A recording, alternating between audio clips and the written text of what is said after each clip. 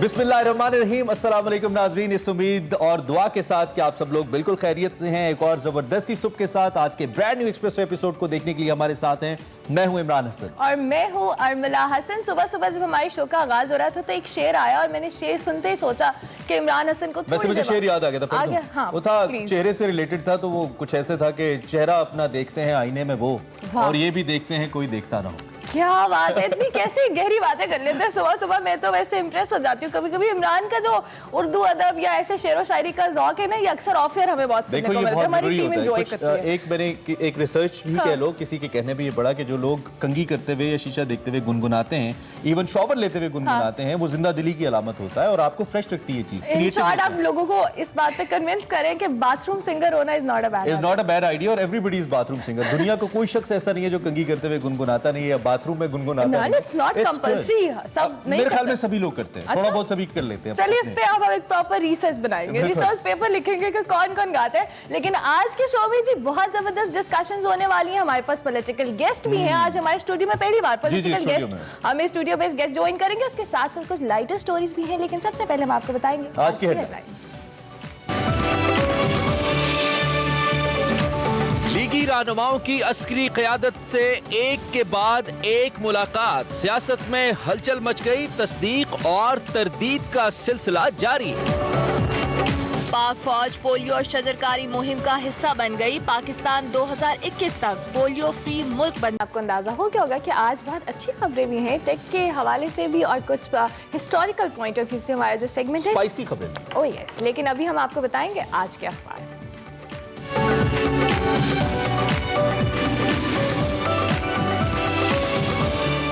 जनाब बात करेंगे सबसे पहले रोजनामा एक्सप्रेस की हेडलाइन की। शाहबाज फैमिली के खिलाफ 7 अरब बेनामी असासों का रेफरेंस।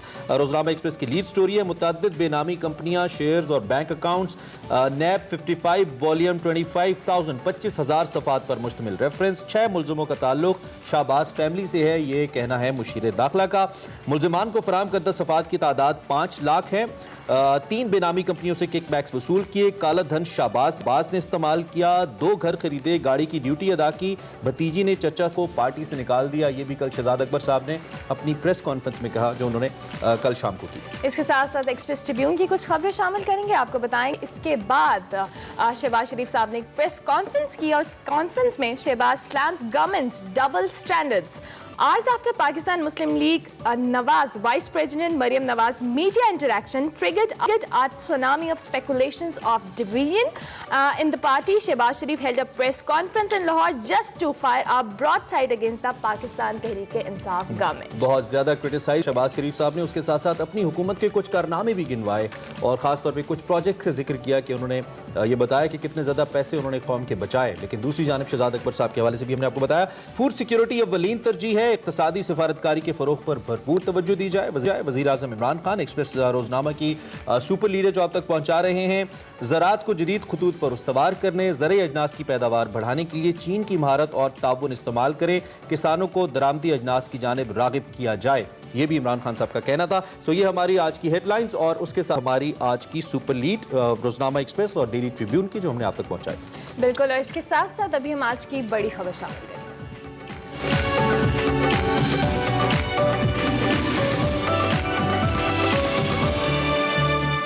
क़यामत तक अगर ये ले आएंगे मेरे खिलाफ करप्शन का एक ढेले का सबूत, तो मेरे बुजुर्गों, भाइयों और बहनों, मुझे फिर आप माफ ना करना। शहबाज शरीफ साहब जो कहते हैं, जो अपना डिफेंस देते हैं, उन्होंने आज तक अपने बच्चों का डिफेंस नहीं दिया। वो कहते हैं जी जो कुछ है सलमान और हमजा को पता है। अपना वो जुर्म तो मान लीजिए कि सलमान और हमजा आपकी नाक नीचे ये सब कुछ कर रहे थे। आप ही के नाक के नीचे आपने उनके 2 कारिंदे, ये निसार गिल और अली अहमद को डायरेक्टर्स लगाया हुआ था सीएम सेक्रेटेरिएट लाहौर में, और वो सीएम सेक्रेटेरिएट फिजिकली चला रहे थे। तो ऐसे जब सब कुछ हो रहा था तो आप अपने आप को इल्ज़ाम से बरी ज़िम्मा नहीं कर सकते। शहबाज शरीफ फैमिली की मुश्किलात में मजीद इजाफा हो गया है। ज़राए के मुताबिक आमदन से ज़ायद असासों और मनी लॉन्ड्रिंग तहकीकात में शहबाज शरीफ के बेनामी असासों की तफसीलात मंजर आम पर आई हैं। बैरिस्टर शहजाद अकबर को आप सुन रहे थे। इस हवाले से हमने आपको बताया। मजीद हम बात करेंगे। इस वक्त मलिक अहमद खान साहब हमारे साथ स्टूडियो के अंदर मौजूद हैं। पाकिस्तान मुस्लिम लीग नवाज के सीनियर रहनुमा भी हैं, पंजाब हुकूमत के तर्जुमान भी रहे हैं जब नून लीग की गवर्नमेंट थी, और सीनियर रहनुमा तो हैं। So thank you very much, early in the morning and good morning. बहुत शुक्रिया। बड़ी गर्मा गर्म खबरें हैं आपके लिए। कुछ खबरें अच्छी हैं, मैं कह सकता हूं, कुछ अच्छी नहीं हैं, लेकिन सूरत हाल ऐसा है कि एक बार फिर ओपोजिशन हमें एक्टिव होती नजर आती है सारी सूरत हाल के अंदर, खासतौर पे APC के बाद। सबसे पहले ये जो शहजाद अकबर साहब ने कल प्रेस कॉन्फ्रेंस की, जिसमें एक बार फिर 7 अरब का जिक्र हुआ, और उन्होंने कहा कि अब के बाद डॉक्यूमेंट्री प्रूफ्स हैं, हम सॉलिड प्रूफ्स के साथ आ रहे हैं, तगड़ा रेफरेंस है, इस पर क्या कहेंगे आप? अच्छा देखिए, वो ऑनेस्टली स्पीकिंग मुझे तो वो जो डॉक्यूमेंट्स हैं वो ऑडिटर के कंसर्न के ज़्यादा लगते हैं रादर देन ऑफ इन्वेस्टिगेटर। उन्होंने किया क्या है, वो जो कह रहे हैं कि इतने सफ़ात पर मुश्तमिल है, उनकी टोटल बैंक ट्रांजैक्शंस की डिटेल्स उठा कर लें। ठीक है। अच्छा, कोई प्रोसीड ऑफ क्राइम नहीं बताते कि जुर्म क्या है, ये नहीं बताते। ये कहते हैं कि आपके पास इतने पैसे क्यों हैं, अगर हैं तो ये जुर्म है।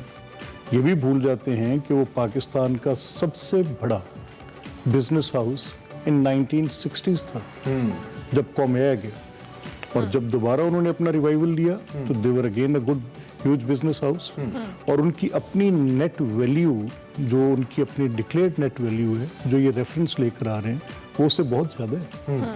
समहाउ बगैर जुर्म बताए सिर्फ कारोबार करने की सज़ा, और एक ऐसे कानून के तहत, यानी इनका मौक़िफ़ टोटल क्या है, ये कहते हैं कि एक आमला का लॉ था, एंटी मनी लॉन्ड्रिंग, एक इकोनॉमिक रिफॉर्म एक्ट था। वो कहते हैं कि आपकी हद तक वो दोनों इसलिए रिडंडेंट हैं क्योंकि आप चीफ मिनिस्टर थे, ठीक है, और आपके बेटे जो बिजनेसेस कर रहे थे उन दोनों पर ये एप्लीकेबल नहीं था। ठीक है। जो सारे मुल्क के लिए कारोबार की डिक्लेरेशन जिस अंदाज में देनी मकसूद थी, आपके लिए वो नहीं थी। सो आपको एक्सप्लेन करना है। हम कहते हैं ठीक है, okay, right, tell us what we have to explain. आप हमसे पूछते हैं कि ये पैसे, तो कानून कहता था कि इन पैसों के सोर्स आपने नहीं बतानी। अब अगर इन्वेस्टमेंट बाहर से लेता हूँ, या मेरी कोई ट्रांजैक्शन है, या मैं कोई लोन लेता हूँ, या मैं कोई, तो वो तो एक मेरी एक कंटिन्यूस प्रैक्टिस है फ्रॉम एजेस। और किस वक्त के जुर्म बता रहे हैं, जब मैं पावर में भी नहीं, ठीक है, जब मैं चीफ मिनिस्टर भी नहीं। अब फॉर एग्जांपल हमजा साहब को जिसलिए पकड़ा हुआ है और कैदी बना के रखा हुआ है और उनको बंदी बनाया हुआ है, ये तो ऐसे है कि उनको पकड़ के रखो और अपने इक़्तिदार को दवाम बख्शो। वो 2007 की जब मुशर्रफ का दौर था, ठीक। तो मुख्तसरन ये समझे कि इससे भी आपको लगता है कि निकल आएंगे शहबाज शरीफ? एब्सोल्युटली। मैंने तो शहबाज साहब से शहजाद अकबर साहब का जो कॉन्फिडेंस है, आप कह रहे हैं कि वो ठीक नहीं है। Shahzad is lying, he is lying through his teeth. इतने ब्लेटेंट, नेकेड, और इतना मतलब कभी हम ये पूछते हैं कि अगर नैब के लॉ में प्रोसीड ऑफ क्राइम नहीं है तो वाइट कॉलर क्राइम किसको कहेंगे आप बताएं? लेट अस अच्छा, मनी लॉन्ड्रिंग के हवाले से भी उन्होंने 4 गवाहों का जिक्र किया कि वो 4 सुल्तानी गवाह बन गए। बहुत सारे दावे उन्होंने और भी किए हैं, और कल की जो उनकी कॉन्फ्रेंस थी उसमें बज़ाहिर तो लग रहा था कि वो बड़े ठोस सबूत के साथ आ रहे हैं और वो सारी बात करें, लेकिन उसके रिएक्शन में जो प्रेस कॉन्फ्रेंस हुई तब बहुत सारी बातों की तरदीद भी की गई, और उस हवाले से उन्होंने बात की। क्या सिचुएशन है, क्योंकि अभी जो मामला है उनकी स्टेटमेंट्स बहुत, वो लगता है कि बहुत कॉन्फिडेंस से कह रहे हैं।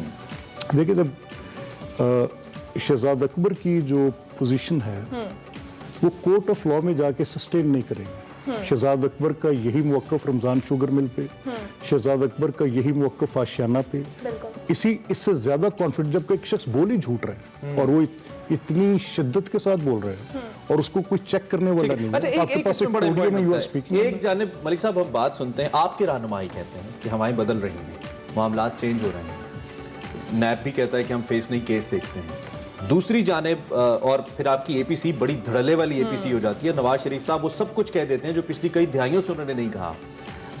दूसरी जानिब कल ये वाली डेवलपमेंट हो जाती है, एक और रेफरेंस आपके ऊपर खुल जाता है, फिर आपको मालूम है कि जो आर्मी चीफ के साथ मुलाकातों का मामला है वो भी सामने आ जाता है। तो ये सिचुएशन है क्या? न सिर्फ आपका वोटर बल्कि कौम भी कंफ्यूज है कि ये पॉलिटिकल हमारी जो सिचुएशन है जा किधर रही है, होने क्या जा रहा है? अच्छा देखिए इमरान, वेरी इंटरेस्टिंग क्वेश्चन। देखिए मामला ये है कि हमें नेशनल सिक्योरिटीज़ के इशूज़ पे मिलिट्री लीडरशिप पे बैठने में कोई आ रही है, ठीक है, जहां पर ये हमारी फॉरवर्ड टुगेदर की रिक्वायरमेंट है, उसके लिए हमें कोई एतराज़ नहीं।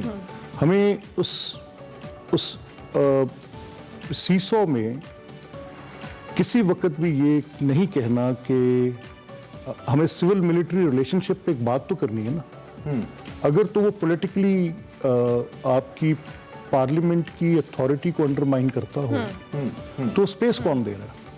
यानी अगर प्राइम मिनिस्टर एक मीटिंग कॉल करते हैं और पार्लियामेंट में होस्ट करते हैं और उसमें ऑपोजिशन के पार्लियामेंट्री लीडर्स को बुलवाते हैं और खुद वहां नहीं आते और चीफ ऑफ आर्मी स्टाफ वहां पर होते हैं। नहीं, लेकिन एक सवाल तो खड़ा होगा ना, जब आपकी अपनी पार्टी के अंदर से दो राय आएंगी, दो मौके आएंगे, तो सवाल तो खड़ा होगा। नहीं, देखिए, आपके अपने वोटर के लिए भी खड़ा होगा। नहीं, वो तो बड़ी इस वक्त तो जो ओपोजिशन, आपकी ओपोजिशन यानी कि हुकूमत जो बात करी थी, आपकी पार्टी के अंदर मौजूद दो मुख्तलिफ राय जो हैं या मौके पर उसको तकवीयत देते हैं। नहीं। जब एक साहब कहते हैं आपकी पार्टी के मरकजी रहनुमा कि मैं नुमाइंदा हूं नून लीग का, मरकजी लीडरशिप कहती है वो नहीं है, एक लीडरशिप कहते हैं कि जी हम नहीं मिले, फिर कहा जाता है कि नहीं हम नहीं, ऐसा नहीं है। ऐसा क्यों, ये कंफ्यूजन क्यों है? नहीं, ऐसा है नहीं। आप इसको देखें ना, आप उस कॉन्टेक्स्ट में रखें जो कि पूरी उसको इसके क्रोनोलॉजिकल ऑर्डर में रखें चीजों को।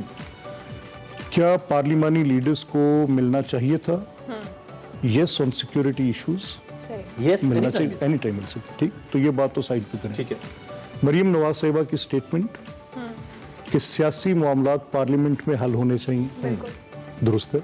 लेकिन at the same time parallel procedure भी चल रहा है, नहीं, देखे ना, जिसको शेख रशीद साहब पॉइंट आउट कर। नहीं, वो शेख रशीद उनकी बात तो एब्सोल्यूट ट्रैश है। वो तो उनको तो वो तो प्रिवी थे उस मीटिंग के, और उनको तो वो उसको आके बाहर नरेट करना, उनको तो प्राइम मिनिस्टर को बुला के उन्हें शो कॉज करना चाहिए। अच्छा, और वो उन मीटिंग्स की डिटेल्स जो कि सेंसिटिव मीटिंग्स हैं, नहीं होनी, उनकी बाहर किस तरह कौन? अच्छा, इसके साथ साथ एक और जो शहबाज शरीफ साहब ने रिएक्शन दिया, उन्होंने कहा कि वज़ीर आज़म चाहते हैं कि मैं जल्दी जेल चला जाऊं, और क्या अगर शहबाज शरीफ साहब की गिरफ्तारी हुई तो पार्टी का लाएअमल क्या होगा? जो स्टेटमेंट उन्होंने दी है उसमें मेरे ख्याल से कुछ डाउट्स तो हैं उनके जहन में भी। नहीं, ये तो हमें पता है कि इमरान खान की सबसे बड़ी ख्वाहिश शहबाज साहब की गिरफ्तारी है। और वो क्यों है? वो ये समझते हैं कि उनकी नॉन डिलीवरेंस जो है वो उनके गले है, और अगर कोई शख्स डिलीवर कर सकता है तो वो शहबाज शरीफ है। और उनकी डिलीवरेंस जो है वो तो दर दीवार पे लिखी है। आप लाहौर बाहर निकल के देख लें, आप पूरे पंजाब में बाहर निकल के देख लें, name it even it is energy, name it is transport, name it is school education, name it is hospitals, कुछ भी करें, शहबाज शरीफ इज़ अ ब्रांड नेम, बात होती है। तो इमरान खान उनको इस तरीके से कैदोबंद की सोबत से गुजार के तोड़ना चाहता है, but he will continue his journey. ठीक, वो पाकिस्तान और आपको लगता है कि ओके, चलें sir, thank you very much, time कम है, गुफ्तगू तो अच्छी हो रही थी। Hope you have a very good day, thank you very much for coming. दोबारा भी जरूर कभी मौका मिला तो आपको इनवाइट करेंगे। हमारे साथ मलिक अहमद खान साहब मौजूद थे जी, आप इनको वैसे तो टीवी स्क्रीन पे देखते हैं, रिप्रेजेंट्स पाकिस्तान मुस्लिम लीग नून, और हमने पॉलिटिक्स के हवाले से बड़ी गर्मा गर्म गुफ्तगू की। अभी हमें एक ब्रेक लेनी है, ब्रेक के बाद हाजिर होंगे, आप देखते रहिए एक्सप्रेसो। है वेलकम बैक टू एक्सप्रेस। और इमरान, अब मैं आपको एक अच्छी बात बताने वाली हूँ, अच्छी खबर बताने वाली हूँ। वो क्या है कि पाक फौज पोलियो और शजरकारी मुहिम का हिस्सा बन गई है। DGISPR ने बताया है कि आर्मी चीफ ने पौधा लगाकर सरसब्जो शादाब पाकिस्तान मुहिम में हिस्सा लिया है और पोलियो फ्री पाकिस्तान की तकरीब में भी शिरकत की। यकीनी तौर पर एक अच्छी खबर है, क्योंकि पोलियो एक बहुत अरसे से हमें हॉन्ट कर रही है। पाकिस्तान दुनिया के दो ममालिक में से एक है जहाँ पे पोलियो है, और कल DGISPR ने इस हवाले से जो अपने अज़्म का इजहार किया है वो ये है कि 2021 तक Pakistan would be polio free Pakistan. And I am really glad to see these footages, these visuals, जब आर्मी चीफ खुद इस अमल के साथ मुंसलिक है। चूँकि पाक फौज से हमारे पाकिस्तानियों की, हम लोगों की एक मोहब्बत भी है, एक एफिलिएशन भी है, और जब यहाँ से कोई मैसेज जाता है तो लोग उसको ज़्यादा बेहतर तरीके से कंसीव करते हैं। आप देख भी रहे हैं कि आर्मी चीफ इस वक्त मुख्तलिफ बच्चों के बीच खड़े हैं, आप ये विजुअल्स देख रहे हैं जिसमें उन्होंने मुख्तलिफ बच्चों से मुलाकात भी की है और पौधा भी लगाया है शजरकारी को लेकर। FWO का भी इदारा जो है वो कोशिश कर रहा है कि 50 लाख 5 मिलियन पौधे लगाए जाएं, और जो मोटरवेज हैं उनको क्लीन एंड ग्रीन किया जाए। तो ये बहुत ही अच्छा अमल है। और इसके साथ साथ ये भी बताते चलें कि 2018 से अब तक पाक फौज 2 करोड़ 90 लाख पौधे लगा चुकी है, और मानसून के दौरान शजरकारी मुहिम की जो की जा रही थी उसमें 50 लाख लगाए गए हैं पौधे। और ये जो सिलसिला शुरू हुआ है पोलियो और शजरकारी का, मेरे ख्याल से पाक फौज की इन्वॉल्वमेंट से और मजीद इसको एक तकवीयत भी मिलेगी और बहुत अच्छा एक फैक्टर आएगा। बिल्कुल ऐसा है। Wish you best of luck पाक आर्मी इस अमल के लिए भी। आगे हम बढ़ते हैं और लाइन ऑफ कंट्रोल की कुछ बात कर लेते हैं, जिसके दौरे के लिए गैर मुल्की सिफारतकार, दिफाई अताशी और नुमाइंदे हम बात करें अगर तो DG ISPR major general Babar Iftikhar ने सफ़ीरों को वहाँ पे LOC की सूरत हाल पर ब्रीफिंग दी है। नुमाइंदों ने वहाँ पे विजिट किया है और सुफरा और दिफाई अताशी भारतीय फोर्सेस की LOC के खिलाफ जो खिलाफ वर्जियाँ हैं भारतीय उनका जायज़ा लेंगे। सफारतकारों का वफ्द भारतीय फायरिंग के मुतासरीन से भी मुलाकात करेगा। पाकिस्तान ने इससे पहले भी, आपको याद होगा, जब बालाकोट इंसिडेंट हुआ था, लाइन ऑफ कंट्रोल पे मुख्तलिफ औकात में ISPR makes it possible, even मुझे भी जाने का इत्तफाक हुआ 1-2 बार जब ये बालाकोट का इंसिडेंट हुआ था, तो ISPR मेक्स इट पॉसिबल कि दुनिया के जितने भी नुमाइंदे हैं, डिफेंस अताशीज़ हैं या एम्बेसडर्स हैं, उनको अमली तौर पर ले जाके दिखाए कि भारत किस तरीके से वहाँ पे कर रहा है मामलात को। और भारत ने ऐसा बहरहाल कभी नहीं किया। श्रीनगर में कोशिश की थी भारत ने, लेकिन वो एक प्लांटेड एफर्ट थी, ऐसा कुछ कर नहीं पाया भारत आज। अच्छा जी, और इसके साथ साथ एक और अच्छी खबर शामिल करेंगे टेक के हवाले से।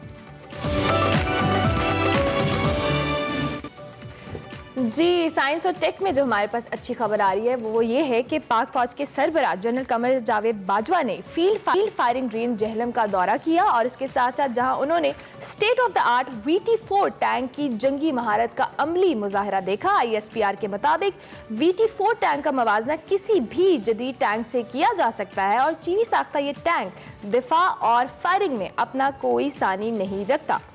बिल्कुल, और 1 मिनट के अंदर तकरीबन 7 फायर्स ये कर सकता है। लेटेस्ट टैंक है, रात के अंदर कैमोफ्लॉज इसके अंदर जो फैसिलिटी है वो मौजूद है। उसके अलावा किसी भी जदीद टैंक का हम पल्ला ये टैंक है। और पाकिस्तान में अल खालिद 1 जो HIT में ऑलरेडी पाकिस्तान जिसको तैयार कर रहा है, उसके बाद ये बहुत ज़बरदस्त दिफाई सलाहियत में इजाफा है पाकिस्तान का। और उसके साथ साथ आपको ये भी बताएं कि वैसे भी टैंक्स को लेकर पाकिस्तान जो आर्मड कोर है, ये पाकिस्तान की जो आर्म फोर्स है, उसकी बड़ी स्ट्रेंथ है। And then when we talk about this V4, तो ये एक और बहुत ही ज़बरदस्त है। आर्मी चीफ ने इस मौके पर कहा कि मुल्क को दरपेश अंदरूनी और बैरूनी चैलेंजेस की हवाले से इस जाने पूरी तवज्जो हमारी मरकूज़ है और पाकिस्तान की सलामती और सालमियत के खिलाफ किसी भी खतरे का मौसर जवाब देने के लिए हम वक्त तैयार।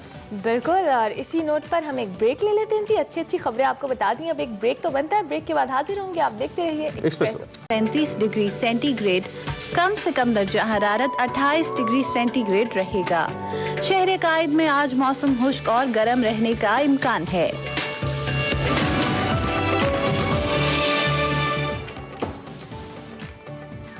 Welcome back to Expresso. और जनाब, अपनी एनर्जीज जमा कर लें और हो जाएं बिल्कुल रेडी, बिकॉज 2 दिन का है और इंतजार, और एक्सप्रेस एंटरटेनमेंट पर अपने नाजरीन के लिए आने जा रहा है पाकिस्तानी तारीख का मुनफरिद गेम शो कसौटी ऑनलाइन, और जिसके मेजबान होंगे मजाक के बेताज बादशाह और वर्सेटाइल एक्टर अहमद अली बट, और सेलिब्रिटीज होंगे उनके मद्दे मुकाबिल। इस वक्त कसौटी ऑनलाइन के मेजबान अहमद अली बट हमारे साथ मौजूद हैं। थैंक यू सो मच, आपने हमें सुबह सुबह ज्वाइन किया। 2 दिन बाद आप एक्सप्रेस एंटरटेनमेंट पर पाकिस्तान की तारीख का पहला ऑनलाइन गेम शो स्टार्ट करने वाले हैं। क्या इस आइडिया कैसे आया, और एक्सप्रेस और नाजरीन के साथ इस हवाले से शेयर करें इस शो का बेसिकली कॉन्सेप्ट, आइडिया और इसकी एग्जीक्यूशन। इसका ख्याल मुझे ऐसे आया, सो रहा था नहीं जी, इसका ख्याल मुझे एक्चुअली आया क्योंकि हम लोग की जब एंटरटेनमेंट इंडस्ट्री को थोड़ा सा काफ़ी बड़ा धचका लगा क्योंकि काम वगैरह बंद हो गया। सो हर बंदा ऑनलाइन बैठ के अपने ख्यालात वगैरह बता रहा था, तो मैंने कहा क्यों ना ख्यालात बताने की बजाय कि एक गेम खेली जाए।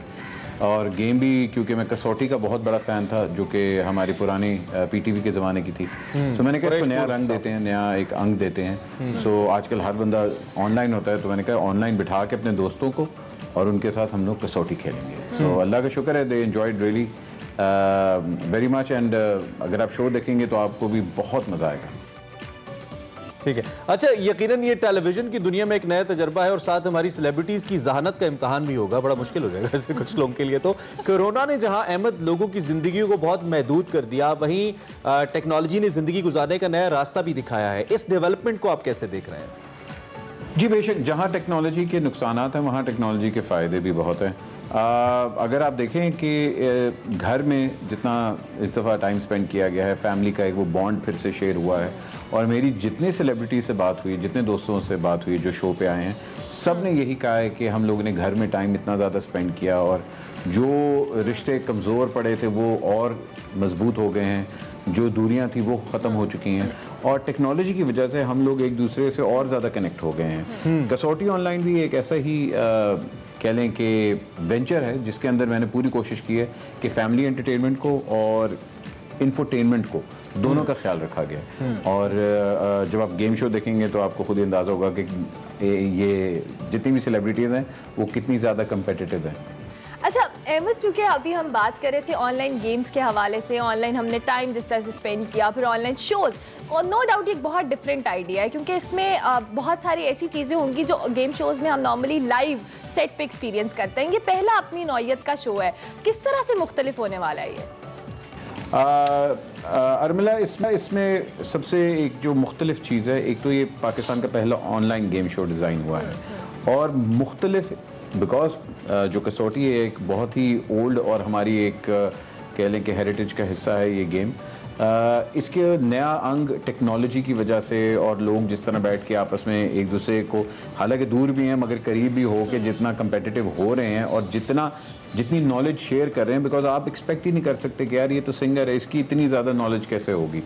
सो ये बहुत बड़ा लोगों के लिए सरप्राइज़ होगा कि हैं ये भी है। और सबसे अच्छा फॉर्मेट इसका ये हमने बनाया कि जिस तरह हम लोग गेम खेल रहे होंगे लोगों के सामने वो तस्वीर जो है वो भी ब्लर से क्लियर होती जाएगी, तो लोग भी उसमें हिस्सा ले सकते हैं। That is going to be the one कह लें कि different aspect of the show. अच्छा, इसमें सबसे डिफरेंट एस्पेक्ट भी और सबसे डिफरेंट एंगल भी ये है कि इसकी एग्जीक्यूशन आप करें बट साहब, that is something really interesting for me because we know how skillful you are. अगर हम बात करें पिछले कुछ दिनों की, तो हमने मलका तरन्नुम नूरजहां की बरसी मनाई, आपकी ग्रैंड मदर हैं, कुछ यादगार यादें नाजरीन के साथ शेयर करें आपके होते हुए, हम जरा इससे भी फ़ायदा उठा लें। अहमद मैडम मतलब दुनिया के लिए ज़रूर है, मेरे लिए तो वो मेरी नानो ही थी और जब से हमने होश संभाला है हम लोग उनको नूरजहां जी कहते थे। सो मैंने 8-9 साल की उम्र में मौसीकी सीखना शुरू की थी, तब मुझे जाके थोड़ा बहुत जब 11-12 साल का हुआ मुझे अंदाज़ा हुआ कि अच्छा मेरी नानो भी गाना गाती है। तो कह लें कि जब शऊर आया तो वो बीमार हो गई, लेकिन जितना वक्त उनके साथ गुजरा मैंने मलका तरन्नुम नूरजहां कम देखी और अपनी नानो को ज़्यादा देखा। और जितना फैमिली को वो टाइम देती थी, फैमिली को प्रायोरिटी देती थी और उनके लिए उनके बच्चे सबसे पहले आते थे। मेरा ख्याल है हमने उनकी करियर साइड तो देखी है और ऐसा करियर आज तक आप कह लें कि मतलब दुनिया में बहुत कम लोग हैं जिन्होंने इस तरह का करियर देखा हुआ है, लेकिन मैंने उनकी फैमिली साइड देखी है और मुझे हमेशा उनकी फैमिली साइड ज़्यादा रिलेटेबल रही है मेरे लिए।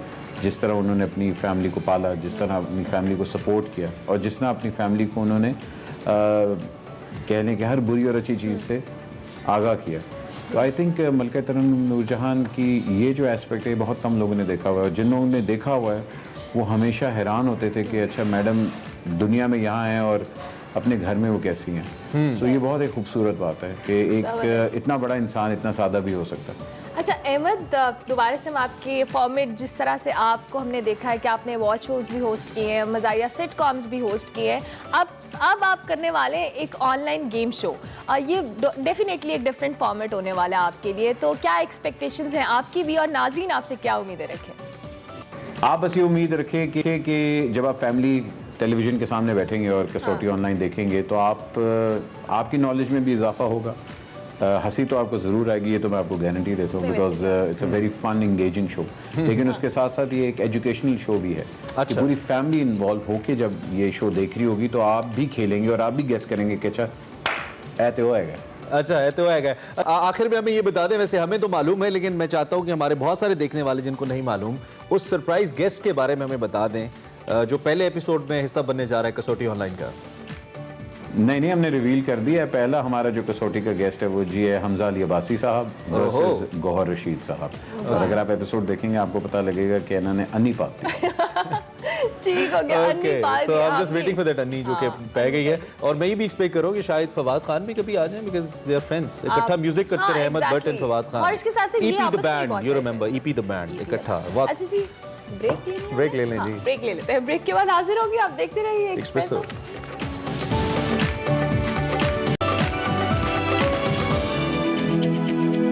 नाजरीन, कुछ चीज़ें ऐसी हैं जो पूरा साल हमारी रोज़मर्रा ज़िंदगी के रूटीन में शामिल रहती हैं और ये ज़िंदगी का एक लाजमी जुज़ भी बन जाती हैं। जी नाजरीन, मैं बात कर रही हूँ दही की। दही पाकिस्तान के तकरीबन हर घर में नाश्ते की मेज़ पर एक ज़रूरी ग़िज़ा समझा जाता है और दही से तैयार होने वाला एक देसी और रिवायती मशरूब है लस्सी। लस्सी की खास बात तो ये है कि ये मैदे को बीमारियों से बचाती है, एक तरह का एनर्जी ड्रिंक भी है और हड्डियों को भी मजबूत बनाती है। और जब पहलवान मुकाबले की तैयारी करते हैं तो लस्सी को ज़रूरी ग़िज़ा समझते हैं अपनी डाइट में। जी नाजरीन, इस वक्त मैं मौजूद हूँ गवाल मंडी में रफ़ीक उर्फ फीका लस्सी वालों के पास और इन्हीं से पूछ लेते हैं इनकी लस्सी की खास बात क्या है।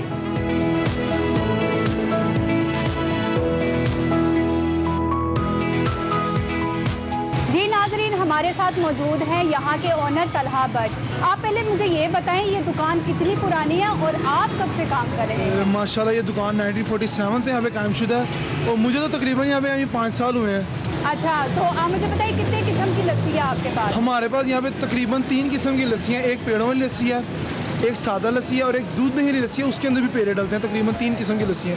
जो पेड़ों वाली लस्सी है वो खोए, मक्खन और सरदाई से तैयार होती है, उसमें दही का इस्तेमाल नहीं होता।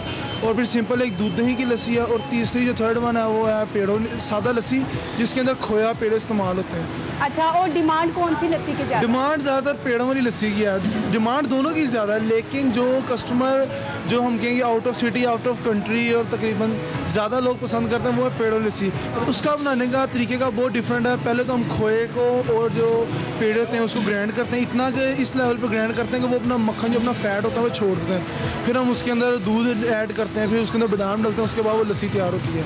उसके बाद जब वो तैयार होती है तो गिलासों के अंदर हम मक्खन डालते हैं, उसकी सरदाई डालते हैं और फिर उसके ऊपर एंड में उसके मक्खन के ऊपर भी हम खोया डालते हैं। अच्छा, आप मुझे बताएं यहाँ पे कोई मशहूर शख्सियात या फिर पहलवान वगैरह आते हैं लस्सी पीने? जी माशाल्लाह, अल्लाह पाक ने बहुत इज़्ज़त दिया। लास्ट टाइम यहाँ पे जो आजकल बहुत फेमस है खान बाबा, वो आए हुए थे। इसके अलावा काफ़ी पॉलिटिशियंस आते रहते हैं। इसके अलावा क्रिकेटर्स हमारे काफ़ी लोग आते रहते हैं। एक कहावत है कि हलवाई जो है अपनी दुकान की मिठाई नहीं खाता। आप अपनी दुकान की लस्सी पीते हैं? आपको क्या लगता है कि ये सेहत ऐसे बनी है? ये अपनी दुकान की लस्सी पी के सेहत बनी है? हमारा तो नाश्ते सुबह हमारी लस्सी का होता है। हम लस्सी ना पिए हमारी नींद नहीं उठती। हमने सुबह आते सारी दुकान पे लस्सी पीनी है तो हमने काम पे खड़ा होना होता है। हम कस्टमर को बाद में लस्सी पिलाते हैं, खुद पहले पीते हैं। आप कितने बजे काम शुरू करते हैं? जी तकरीबन रात को 3 साढ़े 3 बजे ये दुकान अल्हम्दुलिल्लाह खुल जाती है और तकरीबन फिर हम लोग 12-1 बजे तक हम इधर बैठा रहता हूँ मैं। अच्छा, मैंने नाम पढ़ा है रफ़ीक भट्ट का, मगर इनको चाचा फीका क्यों कहते हैं? जी उनका निक नेम था, नाम उनका असल में था रफ़ीक भट्ट, जिसकी वजह से लोग उनको चाचा फीका कहते थे, ना कि फीका।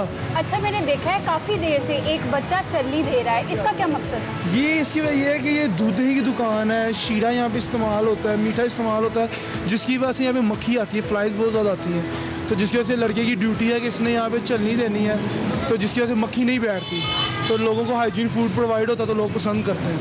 अच्छा तलहा साहब, अब मुझे बताएं आप मुझे कौन सी लस्सी पिलाने वाले हैं? जी मैं आपको अपनी दुकान की सबसे स्पेशल लस्सी, पेड़ों की लस्सी जो खोए और मक्खन से बनती है, मैं आपको वो पिलाता हूँ। इनसे पूछते हैं कि ये कौन सी लस्सी पीने आए हैं यहाँ पे? ये है जी पेड़े वाली लस्सी। अच्छा, आप कितनी देर से ये लस्सी पी रहे हैं? एक्चुअली ये फर्स्ट टाइम है, तो मैं इस्लामाबाद से हूँ, तो मेरे कज़न्स वगैरह इधर होते हैं, तो काफ़ी नाम सुना हुआ था इनका, तो मैंने कहा आज ट्राई करते हैं। कैसी लग रही है लस्सी? बहुत अच्छी है फ़िलहाल। अच्छा, किसी और लस्सी कभी पी हो और इसमें क्या फ़र्क लग रहा है आपको? ये वैसे तो नॉर्मल सादी वाली पी है, ये तो थोड़ी डिफरेंट है, इसमें मक्खन है और वो पेड़ा है, तो ये काफ़ी अच्छी है। आप मुझे बताएं कौन सी लस्सी पीने आए हैं? पेड़ों वाली लस्सी। पेड़ों वाली। और कितना अरसे से पी रहे हैं लस्सी? 20-25 साल से जब भी इधर आता हूँ मेरा चक्कर लगता है। मैं यहाँ से लाहौर से काफ़ी दूर से एक्चुअली दूसरे कोने से आया, मैं मुल्तान रोड पे आया और वहाँ से आया। आप कौन सी लस्सी पीने आए हैं? मैंने पेड़े वाली लस्सी पी है, बड़ी मज़ेदार लस्सी है। स्पेशली इतनी दूर से लस्सी पीने के लिए आते हैं यहाँ पे। कोशिश यही होती है कि सारा हर रोज़ आते हैं लस्सी पीने? जी रोज़ आते हैं। आप कौन सी लस्सी पीने आए हैं? पेड़े और मक्खन वाली मिक्स है। पेड़े और मक्खन वाली मिक्स है। अच्छा, तो कितना अर्सा हो गया आपको लस्सी पीते हुए? लस्सी तो हम शुरू से ही पीते हैं, विलेजर्स हैं, लेकिन यह है कि चाचे फीके की बड़ी फेमस थी, इसलिए हम आए कि हम आगे चेक करते हैं कैसा टेस्ट है, क्या है इसका।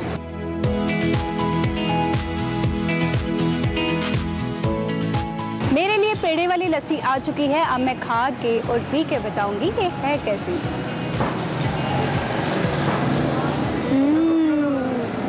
डिलीशियस है, इतनी मज़ेदार है। अब मुझे पता चला कि पहलवान पेड़े वाली लस्सी ही क्यों पीते थे। इसको पीकर मुझ में एनर्जी आ गई है। नाजरीन, मेरा भी यही मशवरा है आप लोगों के लिए कि आप लोग भी फीका लस्सी वालों के पास आए और कम से कम एक बार तो लस्सी।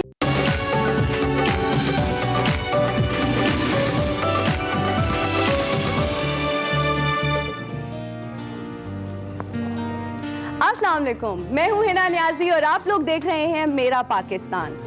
ये है 1241। अभी ये आलीशान इमारत यहाँ नहीं बनाई गई, बल्कि कच्ची ईंटों का एक छोटा सा कला है।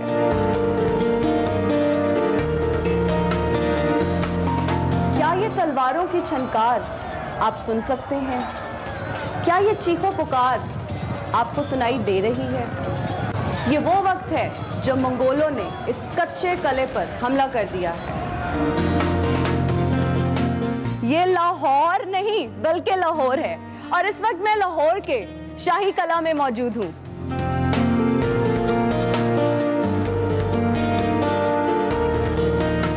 गौहर शाद की नीली मस्जिद को आधा ईरान कहा जाता है और आज जिस दीवार के सामने मैं मौजूद हूँ इसको आधा बरे सगीर कहा जा सकता है।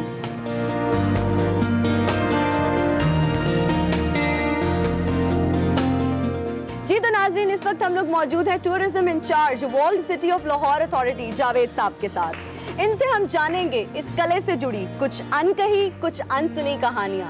जावेद साहब, सबसे पहले मुझे ये बताइएगा कि अगर इस दीवार को आधा बरे सगीर कहा जाए तो क्या ये गलत होगा? जी बिल्कुल कह सकते हैं कि ये तो पूरी दुनिया में वाहिद दीवार है जो 17 मीटर इसकी हाइट है और 460 मीटर तक ये इधर इस तरफ को जा रही है और इसके अंदर इतने डिफरेंट सीन्स हैं और ये 400 साल पुरानी दीवार है। पूरी दुनिया में मोज़ेक के हवाले से इतनी बड़ी दीवार है ही नहीं। ओके, अच्छा, मुझे बहुत ज़बरदस्त यहाँ पे कुछ पैटर्न्स नज़र आ रहे हैं, कुछ कलर्स नज़र आ रहे हैं। मुझे बताइएगा कि इसमें काशीकारी का काम हुआ है? जी बिल्कुल, वज़ीर खान की मस्जिद की तरह का ही काम यहाँ पे हुआ है। ऑफ कोर्स यहाँ पे ज़रा जानवर परिंदे ज़्यादा दिखाए गए हैं। यहाँ पे वो ये जहांगीर ने दीवार बनानी शुरू की थी और शाहजहां ने इसे मुकम्मल किया था और ये उस वक़्त का उनका जो जाहो जलाल, जैसे कि वो यहाँ से अगर कोई बड़े बड़े काफ़िले आते थे तो एकदम किले के सामने रुके तो यहाँ से देख के वो जो ग्रैंडियर, उनकी जो शान व शौकत होती थी वो नज़र आती थी इसमें। अच्छा, मुझे बताएं कि ये जो अभी कंस्ट्रक्शन हो रही है, क्या ये सिमिलर स्ट्रक्चर बनाया जा रहा है, कुछ डिफरेंट होगा? World city of Lahore authority Aga Khan की जो एक उनकी कोलैबोरेशन है उनके साथ मिलकर काम किया जा रहा है और वो आगा खान की जो टीम है वो बड़ी बारीकी से इस काम को बड़े हसन तरीके से अंजाम दे रहे हैं और जो बिल्कुल 400 साल पुराना पैटर्न थे, पैनल्स थे, कलर कॉम्बिनेशन थी, उसी तरह इसको रिस्टोर किया जा रहा है। जावेद साहब, ये जो इस दीवार पे हमें हाथी घोड़े नजर आ रहे हैं, ये किस चीज़ की अलामत है? इनमें तो आप अगर गौर से हम देखते हैं, आप ज़ाहिर है ऑफ कोर्स कैमरा में दिखाएगा, इसके अंदर ड्रैगन्स भी बने हुए हैं। अब ड्रैगन जो ब्लू कलर के में नज़र आ रहे हैं वो तो चाइनीज़ इन्फ्लुएंस है। ड्रैगन वेल्थ की सिंबॉलिक होता है चाइनीज़ के लिहाज से। उसके अलावा यहाँ पे जो एलिफेंट हैं वो ताकत और पावर को शो करते हैं। वो इरानियन इन्फ्लुएंस के यहाँ पे आपको घोड़े, ब्लू कलर ख़ास तौर पे जो टाइल वर्क में नज़र आ रहा है वो सारा इरानियन इन्फ्लुएंस है, यानी चाइनीज़ इन्फ्लुएंस है, इरानियन इन्फ्लुएंस है।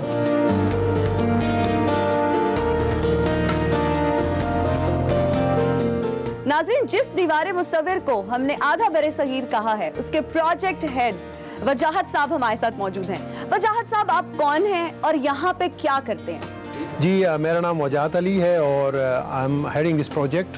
लाहौर फोर्ट कंजर्वेशन प्रोजेक्ट है और I represent Aga Khan culture service Pakistan and we are as a part of a greater Aga Khan development network.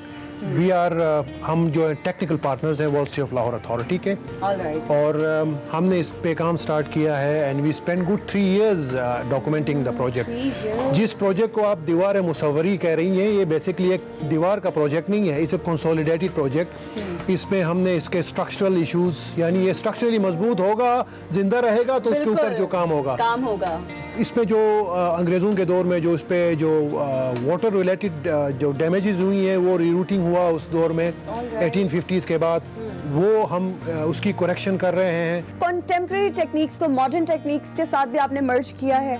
कोशिश कंजर्वेशन फिलॉसफी इस तरह की है कि जो ट्रेडिशनल स्किल्स हैं उनकी रिवाइवल भी हो और ट्रेडिशनल मटेरियल्स और टेक्निक्स की ही इम्प्रूवमेंट हो जहाँ जहाँ ज़रूरत है जी, अदरवाइज वही इस्तेमाल हो। हमने उसकी यही कोशिश की है। अच्छा वजाहत साहब, यहाँ ज्यादा काम हमें रिकंस्ट्रक्शन का नजर आ रहा है, रिक्रिएशन का नजर आ रहा है। मेरा दिल अंदर से कह रहा है फिर वो ओरिजिनलिटी तो नहीं रहती ना। मैं इसको तो रिकंस्ट्रक्शन कहता ही नहीं हूँ, हम इसको अच्छा। रिस्टोरेशन कहते हैं। और जो भी किसी हद तक जो चीज़ हमने कंप्लीट की है वो एविडेंस बेस है। मसलन एक पैनल है, अगर आधा ज्योमेट्रिकल है आधा मिस हुआ है तो I create on the same geometry, उसको मैं मिरर करूँगा। अच्छा वजाहत साहब, मुझे ये दीवार पे कुछ घोड़े कुछ हाथी भी नजर आए, व्हाट डू दे रिप्रेजेंट? जी, जिस तरह मैंने शुरू में कहा कि ये प्रोजेक्ट जो था, ये इसकी इनिशिएशन जो थी वो जहांगीर, एम्परर जहांगीर ने की जी। और कंप्लीट जो था कल्मिनेट हुआ वो शाहजहां के टाइम पे हुआ। बिल्कुल। तो जहांगीर की एक अपनी फिलॉसफी थी, एक विजुअल नैरेटिव था, उसमें वो अपने आप को रिप्रेजेंट, अगर उसके पार्ट में देखें टुवर्ड्स नॉर्थ, उन्होंने अपने पोर्ट्रेट्स बनाए हैं, यानी he was referring himself to a king Solomon. मतलब उसने अपने लाइफस्टाइल को डिपिक्ट किया नहीं, वो इसमें। एक परफेक्ट किंग के तौर पे उन्होंने रिप्रेजेंट किया है। Okay. जब आप आते हैं घोड़े हाथी, बेसिकली शाहजहां के पार्ट में ज्यादा हैं। शाहजहां का पार्ट जो है it represent the court life. Alright. In fact this was a kind of their Facebook page और देयर इंस्टाग्राम पेज, उस जमाने में तो था नहीं, यानी सोशल मीडिया हैंडल्स तो नहीं हुआ करते थे, तो थ्रू दिस पिक्चर वो अपनी पावर को शो करते थे। अच्छा वजाहत साहब, इस प्रोजेक्ट की जिम्मेदारी आपको क्यों दी गई, आपका क्या एक्सपीरियंस है? जी, since I represent Aga Khan trust for culture, और we are the only body in Pakistan जिसके पास बहुत technical as well as financial resources available हैं। ये हिज हाइनेस ने ये बॉडी इसलिए बनाई थी, ऑर्गेनाइजेशन इसलिए बनाया था कि जो इस्लामिक हेरिटेज है, कि जो कि दुनिया का 1/3 है, वो काफ़ी डिलेपिडेटेड कंडीशन में था, और इन टेक्निक्स को यूज़ करके, रिस्टोरेशन टेक्निक्स को यूज़ करके वो चाह रहे थे कि इससे लोगों की जॉब्स क्रिएट हो, सोशो इकोनॉमिक चीज़ें सोसाइटी में आई हैं। तो since we are working in Pakistan since 1990 starting from Baltit fort, तो हमारा एक्सपर्टीज ज़्यादा था, तो we were requested by government of Punjab to start work in Lahore. तो हम तब से आए और वॉल सिटी में काम किया, शाही हमाम हमने किया है, वजीर खान मॉस्क पे हम कर रहे हैं। वजाहत साहब, मुझे ये बताइएगा कि ये जो भी दीवार बन रही है ये कब तक कंप्लीट हो जाएगी? ये 2022 तक का ये प्रोजेक्ट है। Thank you so much for your time and services वजाहत साहब।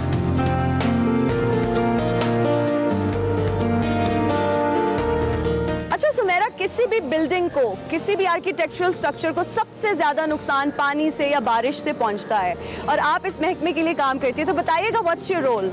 बिल्कुल, आपने ऑलरेडी कहा कि डिटोरिएशन जो है वो पानी से ही होता है, और मुग़ल जब दौर में ये फोर्ट बना है तो मुग़लों ने चेरिश किया है पानी को, और पानी के इर्द गिर्द जो है ना बिल्डिंग्स बनाई हुई हैं। बट द सेम पानी जो है इस वक्त एक अहम रोल प्ले कर रहा है बिल्डिंग की deterioration, structural deterioration, decorative deterioration, हर किस्म की डिटोरिएशन के लिए। और ओवर द पीरियड्स टाइम के साथ साथ सिख दौर में, ब्रिटिश दौर में, उसके बाद प्री पार्टीशन जो है ना, इस पर बहुत काम हुआ है, ऑल्ट्रेशंस हुई हैं, जिसकी वजह से जो है पानी, बारिश का पानी, स्पेशली सिंस हम मॉनसून जोन में हैं लाहौर, तो पानी जो है वो जमा होता है और वो पेनिट्रेट करता है सब स्ट्रक्चर्स में। ये जो फोर्ट आप देख रहे हैं इसके कई लेयर्स हैं और सब स्ट्रक्चर्स हैं, तो इसके लेयर्स में डिटोरिएट करके इसको स्ट्रक्चरली नुकसान पहुंचाता है। चलें, थैंक यू।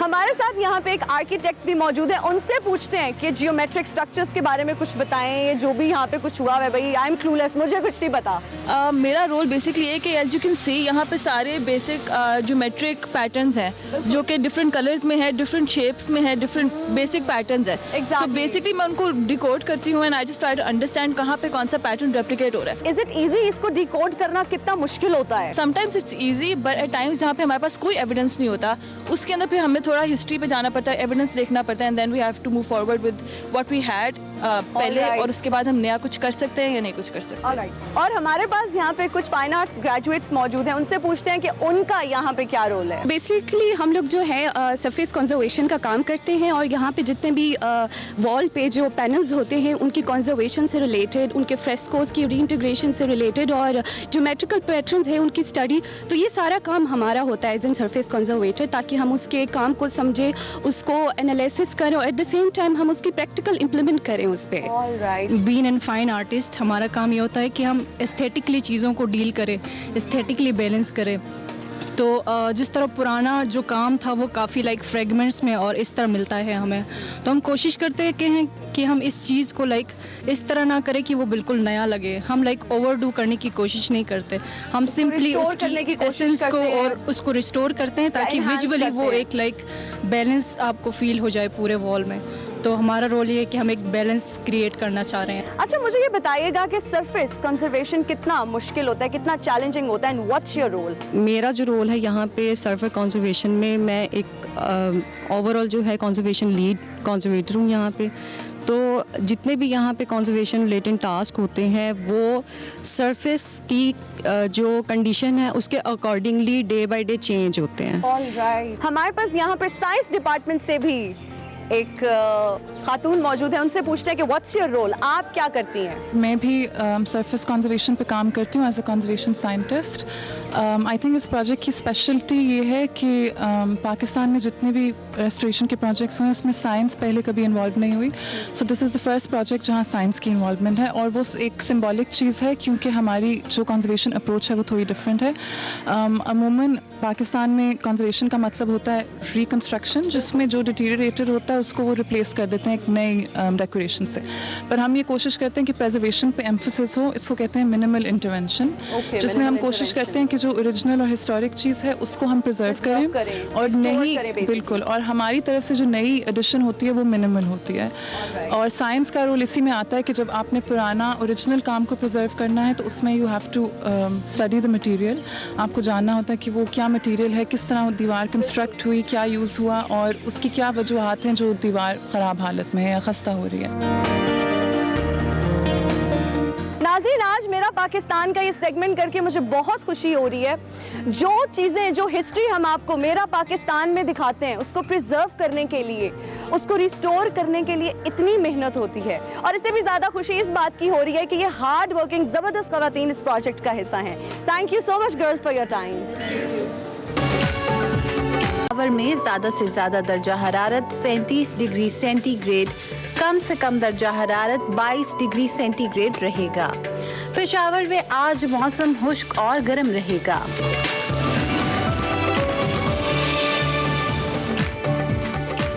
एक्सप्रेसो में आपको एक बार फिर से खुशामदीद। वैसे तो बहुत सारे ऐसे दिन होते हैं जो गुजर जाते हैं, हमें समझ नहीं आती, बहुत सारी बीमारियों को हम इग्नोर कर देते हैं। अगर हम अल्जाइमर्स की बात करते हैं तो उसका भी आलमी दिन पाकिस्तान में कदरे खामोशी से गुजर गया। ये यकीनन तशवीशनाक बात है कि पाकिस्तान में इसके मरीजों की तादाद का अंदाज़ा लाखों में लगाया गया है, लेकिन इससे भी ज़्यादा तशवीशनाक बात यह है कि हमारे मुल्क पाकिस्तान में ज़्यादातर लोग इस तकलीफदेह बीमारी के बारे में कुछ जानते ही नहीं है। बिल्कुल, और अल्जाइमर्स की बात की जाए तो ये डिमेंशिया की यही एक शक्ल है जो बुढ़ापे में इंसानी दिमाग और एसाब की कारकर्दगी को शदीद मुतासर करती है और वक्त गुजरने के साथ साथ शदीद पेचीदा हत्ता के जानलेवा भी हो सकती है। अल्जाइमर्स बेसिकली है क्या, इसकी अलामात क्या हैं और पाकिस्तान में ऐसे क्या सहूलियात मैसर हैं, इस हवाले से बात करेंगे। हमारे साथ मौजूद होंगे doctor Hussain Jafri, secretary general है अल्जाइमर पाकिस्तान एसोसिएशन के सोसाइटी के। इनको हम वेलकम करेंगे। बहुत शुक्रिया डॉक्टर साहब, आपने हमें ज्वाइन किया। सबसे पहले तो हमें जानना चाहेंगे कि अल्जाइमर्स बेसिकली क्या बीमारी है, ये दिन और महीना जो इस बीमारी के खिलाफ शऊर उजागर करने के लिए मनाया जाता है, ये क्यों ज़रूरी है? जी, अल्जाइमर दिमागी बीमारी है जिसके अंदर दिमाग के खुलिये मरना शुरू हो जाते हैं और ये अमूमन ओल्ड एज में होती है। जब इंसान 65 साल या उससे ज़्यादा उम्र में होता है तो उस वक्त दिमाग में ये अल्जाइमर्स की बीमारी जो है वो स्टार्ट होती है और बीमारी का जो अमल है वो तकरीबन कोई 10 साल से भी ज़्यादा अमल लेता है, जिसमें बहुत ग्रेजुअली ये बीमारी आती है। और शुरू में जब बीमारी आती है तो आपको सबसे पहले अक्सर जो चीज़ सामने आती है वो आपको चीज़ें भूलना शुरू हो जाती हैं, रिसेंट चीज़ें, अभी की चीज़ें। आप किसी से मिले, आपको भूल गया, आपने कुछ खाया कहीं भूल गया, आप कहीं से आए वो भूल गया। तो इस तरीके से मेमोरी का जो लॉस है वो सबसे पहला विजिबल जो इशू होता है वो नज़र आता है। उसके साथ साथ फिर जैसे जैसे टाइम गुजरता जाता है वो चीज़ें और ज़्यादा बढ़ती जाती हैं, जो आपकी मेमोरी के मसाइल हैं वो भी बढ़ते जाते हैं और इसके साथ साथ और चीज़ें भी इंक्लूड हो जाती हैं। आपकी लैंग्वेज के मसाइल, आपके बोलने के अंदर प्रॉब्लम हो जाती हैं, आपके बैलेंस के मसाइल, आपकी कैलकुलेशंस, आपकी रोज़मर्रा ज़िंदगी। तो आहिस्ता आहिस्ता जो ये मसाइल हैं अल्जाइमर्स के वो बढ़ते जाते हैं। तो जो सितंबर का महीना है वो वर्ल्ड अल्जाइमर्स मंथ के तौर पर सारी दुनिया में मनाया जाता है और 21 सितंबर जो है वो वर्ल्ड अल्जाइमर्स डे के तौर पर मनाया जाता है। अच्छा डॉक्टर साहब, एक तो ये बताइए कि ये बीमारी पूरी दुनिया में कैसे फैल रही है बिलअमूम और बिलखुसूस हम पाकिस्तान की बात करें तो इसके फैलाव की क्या वजूहात हैं और इसके सद्देबाब के लिए क्या किया जा सकता है? इन पर्टिकुलर पाकिस्तान की हम बात करें तो पाकिस्तान के अंदर भी ये बढ़ता जा रहा है और पाकिस्तान में हमारा मसला जो सबसे बड़ा वो ये है कि यहाँ डायग्नोसिस नहीं हो पाता। हमारे जो मेडिकल कम्युनिटी है और मेडिकल जो सर्विसेज हैं वो इस इतनी इक्विप्ड नहीं है कि वो लोगों को डायग्नोसिस कर सकें, और ख़ास तौर पे जो लोग दही इलाकों में हैं उनका तो डायग्नोसिस बिल्कुल भी नहीं हो रहा। और हमारे यहाँ हमने लोकल अपने उसके डिफरेंट खुद ही उसको नाम दिए हुए हैं, जिस तरह उर्दू में आपने सुना होगा कहते हैं सिठिया गया है, या पंजाबी में कहते हैं सतरी बतरी हो गया है। तो सिठियाने का मतलब है 60s की बात करेंगे, आप 60 ईयर्स में आ गए। तो ये पुराने उस ज़माने से चलती बातें आ रही हैं कि जब ओल्ड एज होती है तो आप भूलना शुरू हो जाते हैं, और उसके लिए टर्म जो है ना कॉइन किए गए कि सिठिया गया है और सतरी बतरी हो गया है। और ये पाकिस्तान में बहुत ज़्यादा इस बीमारी का जो है ना वो तनासुब हो गया है, बढ़ना शुरू हो गया है। पाकिस्तान में नो डाउट ये बीमारी बढ़ रही है। आप पाकिस्तान में इस मुहिम को कब से चला रहे हैं और आपके फ्यूचर के हवाले से क्या मनसूबाबंदी या प्लानिंग है? जी, अल्जाइमर्स पाकिस्तान का इदारा हमने तकरीबन सन 2000 में कायम किया। मेरे दादा को अल्जाइमर्स हो गया था और मुझे बहुत ज़्यादा मसले मसाइल आए उनकी तशख़ीस करवाने में, उनको किसी किस्म के इलाज प्रोवाइड करने में। तो इसको सामने रखते हुए फिर मैंने अल्जाइमर्स पाकिस्तान की ताकबिल डाली और अब तक इंशाअल्लाह तकरीबन 20 साल हो गए। और जो सर्विसेज हम प्रोवाइड कर रहे हैं उसमें हम डे केयर सेंटर है जहाँ हमारे अल्जाइमर्स के मरीज़ हैं, वो सुबह आते हैं और पूरा दिन एक बड़ी एक्टिव किस्म की जो है वहाँ उनको एक्सरसाइजेज वगैरह करवाई जाती हैं, बोथ मेंटल फिज़िकल, और वो शाम को घर वापस जाते हैं। जब घर वापस जाते हैं तो थके होते हैं, आराम से वो सो जाते हैं, तो घर में भी उनके जो मसले मसाइल, माशरती मसाइल और दूसरे मसाइल हैं वो भी नहीं होते। इसके अलावा डे केयर सेंटर के अलावा हम अवेयरनेस के ऊपर बहुत ज़्यादा काम करते हैं। मुख्तलिफ इदारों में, स्कूलों, कॉलेजों में हमारे कॉन्स्टेंट हमारे अवेयरनेस के लिए एक्टिविटीज़ चल रही होती हैं। इसके साथ साथ हम डॉक्टर्स और जो घर में जो लवाकिन हैं, केयर गिवर्स हैं, उनकी ट्रेनिंग के हमारे प्रोग्राम्स चल रहे होते हैं। डॉक्टर्स की ये ट्रेनिंग हो रही होती है कि उन्होंने कैसे ये बीमारी तशख़ीस करनी है और उन्होंने इसका इलाज कैसे प्रोवाइड करना है। और इसके साथ साथ जो हमारे लवाकिन हैं उन्होंने ख्याल कैसे करना है अपने जो घर में उनके मरीज़ है उसका कैसे ख्याल करना है, ये इसके करते हैं। इसके साथ साथ हम सपोर्ट ग्रुप्स रन करते हैं, टेलीफोन हेल्प लाइन्स हैं। तो एक काफ़ी रेंज ऑफ सर्विसेज है जो हम प्रोवाइड कर रहे हैं। तो अभी तो हम लाहौर के अलावा हमने हमारा इस्लामाबाद पिंडी में भी ब्रांच है, कराची में हमने स्टार्ट की है, मुल्तान में स्टार्ट की है। बल्कि आपके टीवी के तवज्जुह से मैं रिक्वेस्ट करूँगा कि जहाँ जहाँ और लोग भी जो शहरों में हैं वो अगर अल्जाइमर्स पे काम करना चाहते हैं तो वो प्लीज़ हमसे रब्ता करें और हम उनको हेल्प करेंगे आपके अपने शहर के अंदर सर्विसेज को स्टार्ट करें। क्योंकि डॉक्टर जाफरी आपने जिक्र कर ही दिया, खुद हमारी सपोर्ट डेफिनेटली आपके साथ है, लेकिन मीडिया इन पर्टिकुलर एक्सप्रेस न्यूज़, एक्सप्रेसो हमारा मॉर्निंग शो, कैसे आपको ये प्लेटफॉर्म हेल्प आउट कर सकता है? इतने ज़बरदस्त कॉज के लिए आप लोग काम कर रहे हैं। अवेयरनेस बहुत अहम है और मीडिया से, एक्सप्रेस न्यूज़ से ख़ास तौर पे रिक्वेस्ट है कि वो इस पे काम करें। और दूसरी हमारी रिक्वेस्ट मीडिया से ये है कि वो गवर्नमेंट को प्रेशराइज़ करें, गवर्नमेंट को कहें कि जी ये ऐसी सर्विसेज जो हैं वो यहाँ प्रोवाइड करें। बहुत सारी डिजीज़ हैं जिनके लिए गवर्नमेंट डेवलपमेंट जो फंड्स रखती है। तो अल्जाइमर्स, मेरा ख्याल है वो वक्त आ गया है कि अल्जाइमर्स की जो सर्विसेज और ट्रीटमेंट और डायग्नोसिस की जो सर्विसेज हैं ना वो प्रोवाइड करना बहुत ज़रूरी है, क्योंकि अगर ये अभी हमने ना किया तो ये मेरा ख्याल है कि और कुछ अरसे में इतनी ज़्यादा फैल जाएगी कि फिर जब सर्विसेज आ भी गई तो हमें आई थिंक मुश्किल हो जाएगा लोगों तक वो सर्विसेज पहुँचाना। Thank you very much doctor Jafri, आपने हमें बताया इस हवाले से। और इमरान, बाकी अल्जाइमर्स एक ऐसा कहले मर्ज है जिसके हवाले से इतनी अवेयरनेस नहीं है। सबसे पहले तो अवेयरनेस होनी चाहिए कि मर्ज है क्या, फैलता कैसे है या होता कैसे है, और फिर इसके बाद इलाज की या क्योर करने की बात आती है। हमारा प्लेटफॉर्म हाजिर है, हमने आज भी कोशिश की कि इस हवाले कम से कम दर्जा हरारत 13 डिग्री सेंटीग्रेड रहेगा। कोयटा में आज मौसम खुश्क और गर्म रहने का इम्कान है।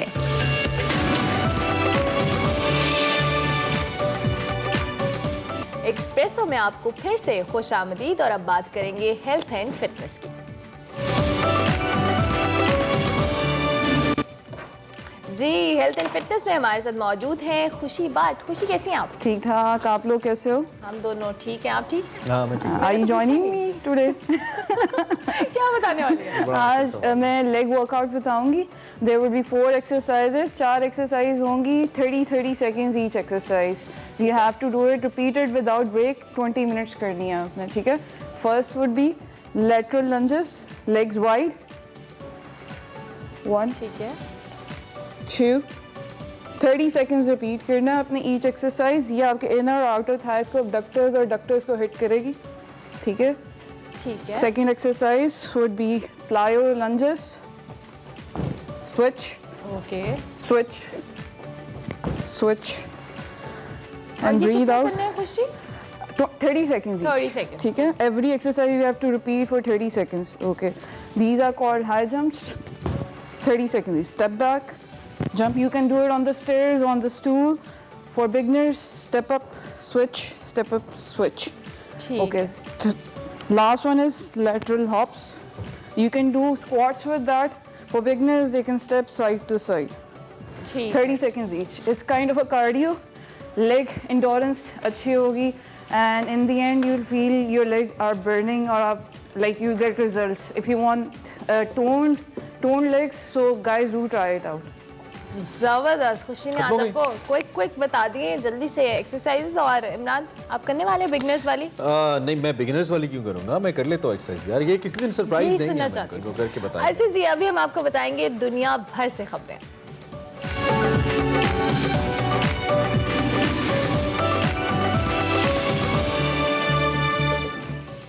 पाकिस्तान समेत दुनिया भर में आज मैरीटाइम डे मनाया जा रहा है। नहीं, मेरी टाइम डे के साथ साथ कुछ मैंने आपको वो भी बताना है। पहले मेरी टाइम डे से पहले आपको बताती हूँ, कोरियन लड़कियों ने आतिफ असलम का आतिफ असलम का गाना गाया, दिल दी गलियां और दिल दी गलियां दिल दी गलियां है वो, दिल दिया गल्ला मतलब है। आतिफ के सारे गाने मिक्स हो गए। अच्छा, सोशल मीडिया पे जी इन लड़कियों ने गाना गाया। पहले इन्होंने एक वीडियो अपलोड की जिसको बहुत जो कह ले सराहा गया, पजीराई मिली। उसके बाद इन्होंने एक ऑफिशियल वीडियो बनाई और उसके बाद इन्होंने सोशल मीडिया पर अपलोड कर दी। सीरियस ले लिया। अब ये गाना आप जरा एंजॉय करें उनका।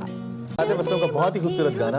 आतिफ असलम ने वैसे जितने गाने गाए हैं सभी बहुत प्यारे हैं, और आतिफ असलम पाकिस्तान के उन सिंगर्स में से हैं जो कि बिल्कुल 2000 सेंचुरी के स्टार्ट से लेकर अब तक 20 साल से मुसलसल नंबर 1 ही जा रहे हैं। और हमारे स्कूल लाइफ की मेमोरीज में। And I'm a great Atif Aslam fan. Atif Aslam, if you're watching, I'm a great fan. Break लेते हैं, ब्रेक लेंगे जी। ब्रेक के बाद हाजिर होंगे हम, कोल किचन में जाएंगे। आप देखते रहिए एक्सप्रेस।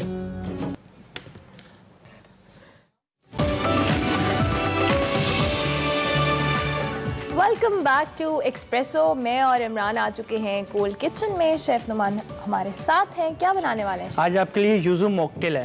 ठीक है जी, सिर्फ इनके लिए, मेरे लिए भी है? दोनों के लिए सर। ये 2 ग्लास रखे हैं मैंने, और हम इसमें डालेंगे एक पूरा स्वीट दिखा तो दिया करो ना कैमरा, पूरा स्वीट लेमन। ठीक है, और उसको क्यूब कटिंग में ले लेंगे, ऐसे कटिंग कर लेंगे उसकी। ठीक है, फुल इसमें ऐड किया। स्वीट लेमन मतलब कि जिसको हम मीठा कहते हैं पंजाबी में, वो। ठीक है, जब बीमार होते थे तो अम्मी जबरदस्ती खिलाती थी। और उसके बाद इसमें फ्रेश जूस लेमन। मीठा पंजाबी में मीठा होता है, मीठा कह लें, मीठा कह लें। और उसके बाद 10 ml lemon juice fresh add करना है, और सोल्ट की 1 चुटकी। ठीक है, ठीक है। और उसके बाद शुगर, ये देखें इसमें हम 20 ml शुगर ऐड करेंगे। शुगर कितना खुश होकर डालते हैं। मुझे पसंद है शुगर। खाने के बाद कुछ मीठा लेते हैं ना, इसलिए। और इसको फिर हम बंद करेंगे और थोड़ा शेक करेंगे ताकि उसका जो चंक्स हैं वो भी बाहर आ जाए और उसकी अपनी स्वीटनेस भी बाहर आ जाए। इसको शेक कर लें। मेरे पास एक और बड़ी इंपॉर्टेंट स्टोरी कह लें। आज दुनिया भर में मैरीटाइम डे मनाया जा रहा है, पाकिस्तान समेत। पाकिस्तान की अहमियत इसलिए ज़्यादा है कि 1000 किलोमीटर की साइली पट्टी पाकिस्तान के पास है। 95% हमारा जो ट्रेड वॉल्यूम है डिपेंड करता है इसके ऊपर। दुनिया में तकरीबन 4500 बंदरगाहें हैं, और आज के दिन के हवाले से मुस्ताकम कुराए अर्ज़, मुस्ताकम जहाज़रानी इसका थीम है जिसके तहत ये मनाया जा रहा है। इसी हवाले से एक डिजिटल रिपोर्ट भी है। पाकिस्तान की इंपॉर्टेंस में बहुत ज़्यादा है। आपको रिपोर्ट दिखाते हैं, वापस आते हैं।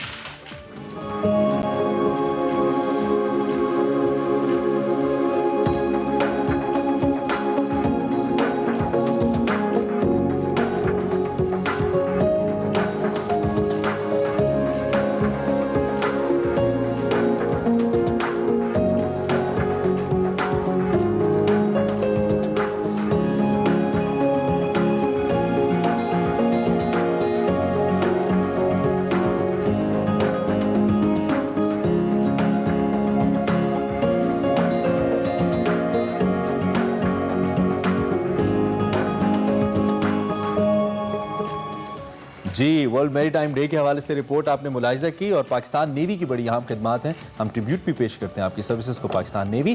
खैर लास्ट मोमेंट, यस, अपनी ड्रिंक रेडी है। इसकी गार्निशिंग हो गई है। Garnish it looks good. वैसे तो मुझे लगता है ये मिठा यार होता आज है ये में ना, से मुझे इतनी ये अच्छी लग रही है कि बीमार- आज इसकी पिक्चर बनती है। I'm sorry, हाँ, आज पिक्चर ले लें यार, आप। आज और ये हमारे कैमरामैन भी आ रहे हैं पिक्चर में। ये आपको इंस्टा पे मिलेगी exclusive back behind the scene. ठीक है जी, सो अब टाइम इज कितना है टाइम? देखने वालों से मैं इजाजत ले इज इट रेडी नाउ? जी रेडी है। बेस्ट टाइम क्या सर्व करने का? इसका बेस्ट टाइम हाँ कभी भी पी सकते हो क्योंकि फ्रेश है। इसमें अगर सोडा ऐड करना चाहें तो कर सकते हैं, नहीं तो वाटर ऐड कर लें। Okay. तो ये है कि अगर स्वीटनेस नहीं लेते तो आप वाटर ऐड कर लें, उसकी स्वीटनेस डाउन हो जाएगी हाँ। और उसका फ्लेवर जो अपना फ्लेवर जितनी इसमें शुगर है ना शेफ नवाज, मेरे ख्याल से स्वीटनेस का भी डाउन ठीक है, टाइम खत्म हो गया जी। I hope you can enjoy. Recipe आपको इंस्टा पे मिल जाएगी और हमें आप दीजिए इजाजत। कल मुलाकात होगी। Till then take good care of yourself. अल्लाह अल्लाह ने हाफिज़। किसी के बाद मेहरबान।